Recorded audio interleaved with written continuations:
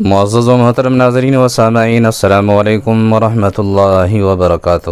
پیارے ناظرین و سامعین، آپ تمام کا ہمارے یوٹیوب چینل اخبار الہند پر استقبال ہے، خوش آمدید ہے۔ پیارے ناظرین و سامعین، آج دارالعلوم دیوبند کی طرف سے ایک اہم اعلان کیا گیا ہے، اور دارالعلوم دیوبند کے لیٹر پیڈ سے جو باتیں سامنے نکل کر آ رہی اسی کو افراد کی خدمت میں پیش کرنے جا رہا ہوں۔ ایشیا کے عظیم الشان دینی و علمی درسگاہ دارالعلوم دیوبند نے اعلان کیا ہے کہ مورخہ 4 مئی 2023 مطابق 13 شوال المکرم 1444 ہجری بروز جمعرات میونسپل بورڈ الیکشن کی پولنگ کی وجہ سے تعطیل عام رہے گی۔ دارالعلوم دیوبند کے تمام دفاتر بند رہیں گے۔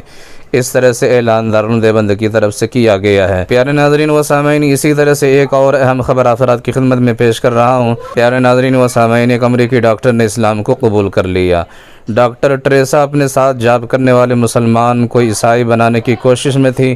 اس دوران اسلامی حقائق سامنے آنے کے بعد خود انہوں نے عیسائیت کو خیر بات کہہ کر کلمہ شہادت کا اقرار کر کے اسلام قبول کرنے کا اعلان کر دیا۔ امریکی ڈاکٹر صاحبہ نے اسلام قبول کرنے کا اعلان کرتے ہوئے ان خیالات کا اظہار کیا کہ اسلام ایسی چیزوں سے منع کرتا ہے جو بیماریوں، مایوسیوں، مسائل اور زندگی میں مشکلات کا باعث بنتی ہے۔